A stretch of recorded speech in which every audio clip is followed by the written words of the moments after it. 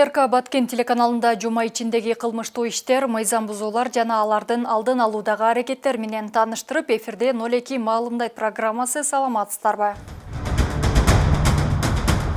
Бул чыгарылышыбызда сиздер Баткен шаарында жол коопсуздугун камсыздоо кызматкерлери менен биргеликте биздин чыгармачыл топ тарткан Бахус аталышындагы рейдтин жүрүшүндөгү окуяларга күбө болосуздар. Айдоочулардын жол эрежесин бузган жана мас абалда ролго отурган мыйзам бузууларына майы кызматкерлери кандай чара колдонот? Деги эле шаар тургундары канчалык жол эрежелерин бузбай автоунаа башкарат, алдыда чагылдырып беребиз.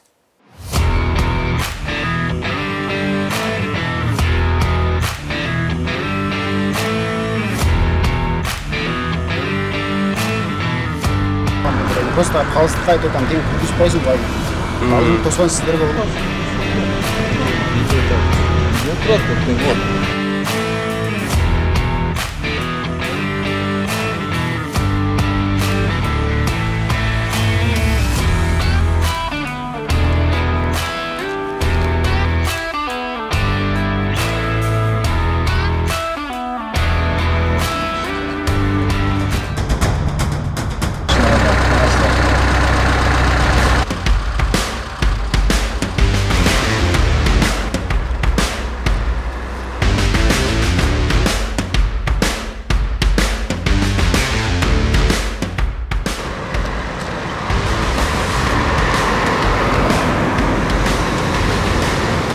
Assalamualaikum, sağolun, sistema menен stasionadan qanaqasiz?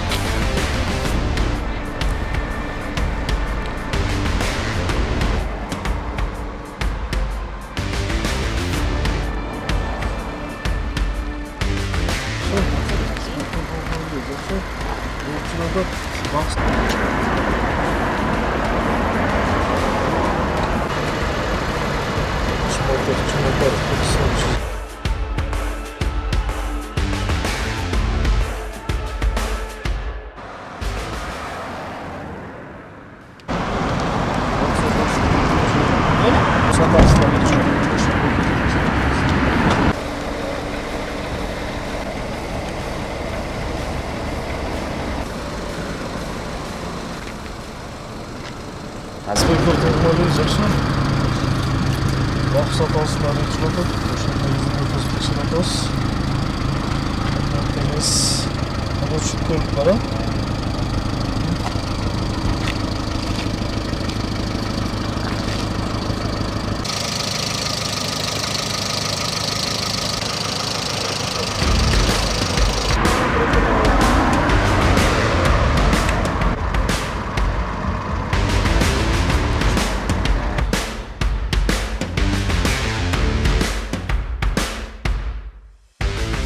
Штрафың сен встречный полоса үчүн чыкканың үчүн андай обгонго чыкканың үчүн туура эмес жердечи машина.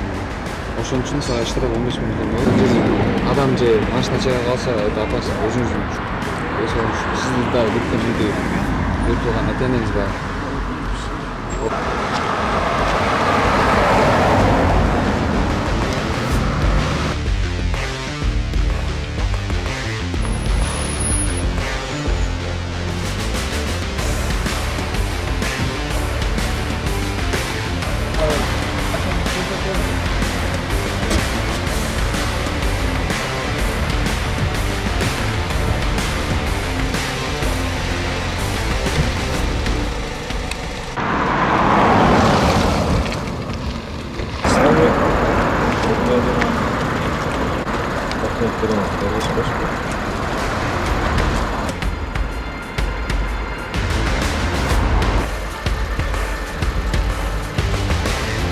Buraya da oldu. Bak satışında değil mi orada? Şu.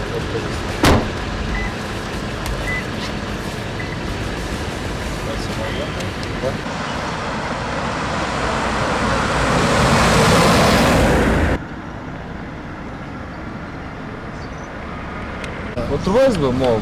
Апай жабылмастыңдарчы. Эми биз эми эл баягы сунуш кылган нерсени кылабыз да. Тарта берсин, күйгүз алыңыз да. Ооба. Не жөнүндө рейд болуп атат? Бокс атында рейд. Мен эч ким тозгон жок.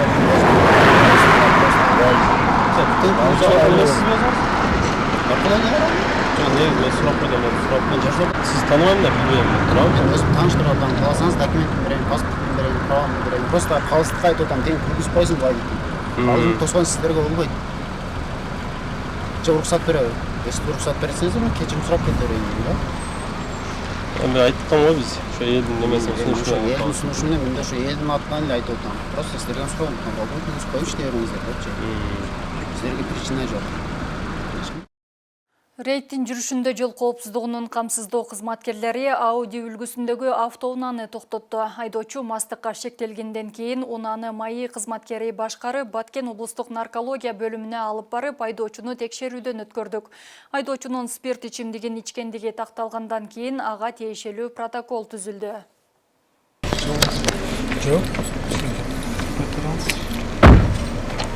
Документтер барбы?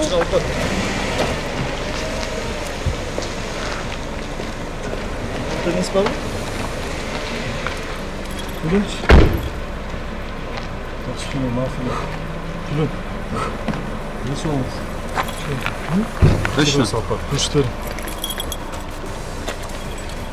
Вот. Жүрсең? Жок. Турган жоксуз.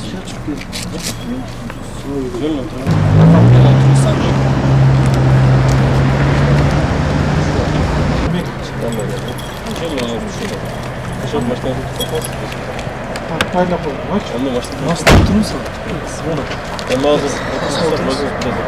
О, эртең звезда болуп, ары бери болот. Ол гежеге чыгып кетесиз экен. Чыгып кетесиз. Реклама кетесиз. Чүнчүнөм бияка биз отурабыз. Жо шерик болот да сизге. Ака өзүңүзгө кыйын болуп калат түшүн. Эртең проблема кең. Үйдө турат эртең болот. Семьяңыз, жеңелимдер көрүп уят окуп. Телевизордон. Түшүн. Түшүндүм.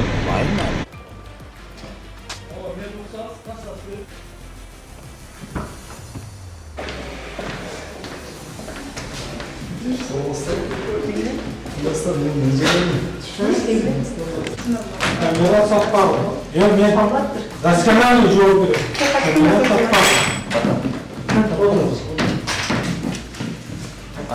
Мне надо вот такое, да? Так.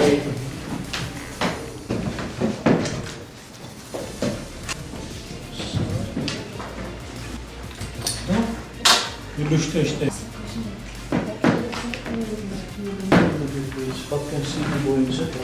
Балансты бериңиз анда. Бул сиз эмеспи? Туулган күнүңүз качан? Туулган күнүңүз? Кандай туулган билет да. Чалсам чалга айтпайм. Белоруссияда жүрөт. Кайда? Белоруссияда. Өлкөндө өтпөйсүң. Элең жүрөт. Сиз чыкты эмне? Үйлі? Үйлөйм. Bir minut üylep bersen biz tekşerip bereyik, içken içmegeninde. Өлкөнү мен үйлөйм. Kança içkensin onda? Сиз айтпаган. Ичкен эмесмин. Onda üyle. Өлө болсо. Кес. Çok koşuğun içine üyleyip. Өлө болсоңуз ой. Не? Ey, analar sındırdın yani, bari sarıdan gelip topulun koy. Ne üstüne bakasın? Üç parası. Bize aytkanды болбойбу? Ne o yüzdüm? Yok, Var taraf turup olmasın. Hiç kalan taraf tutkan. Hiç kalan taraf tutkan. Telefon mu? Evet, hizmet kullanma. Kapat. Biz siz durma. Siz cepede siz Nasıl önümüzdeki zamanlarda 25 gram biter. hala şöyle sağ. Evet. Ama ben sen Bayık emez, zaten erken verecek. Ya soru. Kuyup kalasa kisada. Film koysanız Uzunuz kuyup kala. Film ama söyle.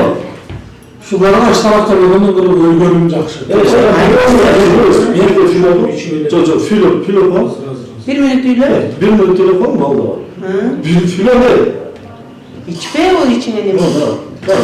Bir de film. Ah, da bir de iki oldu. Üç oldu, dört oldu. Gel. Niye jakşı görüm, niye kapandı? Yok, jakşı görüm, niye kapandı? Jakşı görüm, niye kapandı sana? Yok, jakşı görüm, niye kapandı? Men kolum ko'tarilak, men buna kiyim olam, men kiyimimde. Men sana kolum ko'tarib shulay deptim ya. Shulay men. Sen dushman depti. Sen satsın, bayağıda Xitoy bo'lib oldilar. Xudoy ursin.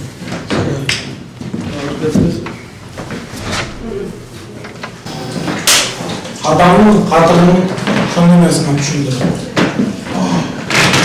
Ya bize çıkıp atırız.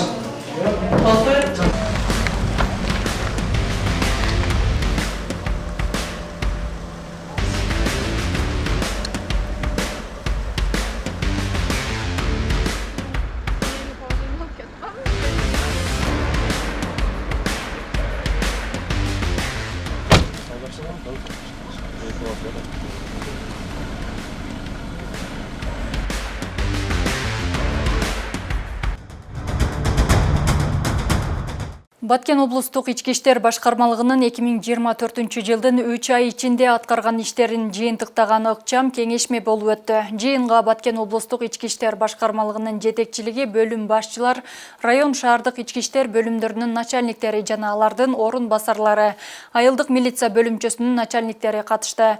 Облус аймагында коомдук тартипти сактоодо, кылмыштуулук менен күрөшүүдө жана алдын алууда 3 ай аралыгында аткарылган иш-чаралар боюнча кеңири маалыматтар уктурулду. Кыргыз Республикасынын ички иштер министри, милициянын генерал-лейтенанты Улан Ниязбековдун ички иштер органдарынын ишмердүүлүгүн мындан ары дагы жакшыртуу боюнча аныкталган 10 приоритеттүү тапшырмаларынын аткарылышы боюнча маалыматтар айтылды. 2024 жылдын 3 ай ичинде облустун аймагында коомдук жайларда болгон жалпы кылмыштардын саны 15, ал эми былтыр бул мезгилде 75 болгон. Тактап айтканда 60 кылмышка аз катталган. Баткен облустук ички иштер башкармалыгынын начальниги, милициянын генерал-майору Мурат Боронов ар бир район шаардык ички иштер бөлүмүнүн жетекчилеринин баяндамаларын угуп, ички иштер органдарына катталган арыздар таза жана калыс текшерилишин талап кылып, өздүк курам арасындагы ички тартипти, мыйзамдуулукту сактоону тапшырды.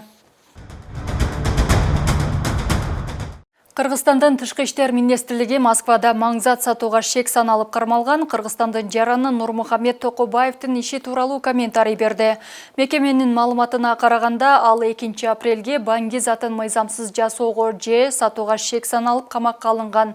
Тышкы иштер министрлиги Кыргызстандын Орусиядагы элчилиги ага укуктук жардам берүү маселесин караштырып жатканын, Орусиянын укук коргоо органдары Нурмухамед Токобаевди Украинадагы согушка барууга мажбурлаганы тууралуу маалымат тастыкталбаганын билдирди.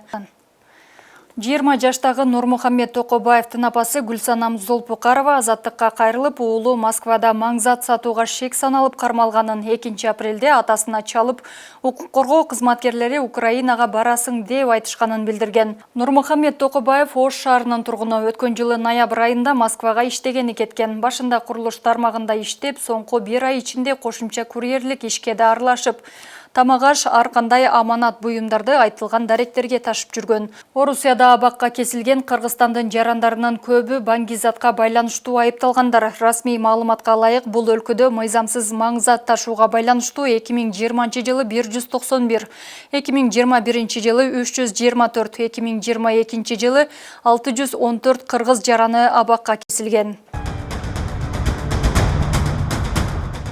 Ички иштер министринин ордун басары Эркебек Ашырхожаев парламентте депутаттардын суроолоруна жооп берип жатып, жыл башынан бери мас болуп автоунаа айдаган 2842 айдоочу күбөлүгүнүн ажыратылганын билдирди. Министрдин ордун басары мыйзам кабыл алынган 2023 жылдын март айынан бери жалпы канча айдоочунун мас абалында автоунаа айдаганы үчүн күбөлүгү алынганын тактап, кийин маалымат берерин айтты. 2023 жылдын 8 мартынан тартып айрым жол эрежесин бузгандарга жаза күчөтүлгөн. Мисалы, мас абалында рулга отургандар 1 жылдан 3 жылга чейин айдоочулук күбөлүктөн ажыратылат. Айдоочулук күбөлүгү жок машина айдагандар 7 күнгө камалып 1 жылга рулга отуруу укугунан ажыратылат. Жол эрежесин 3 жолу кайталап бузган бир катар айдоочулар кайрадан сынак тапшырууга жөнөтүлөт. Ушуну менен программабызды жыйынтыктайбыз. Кылмыш кырсыктардан оолак болуңуздар.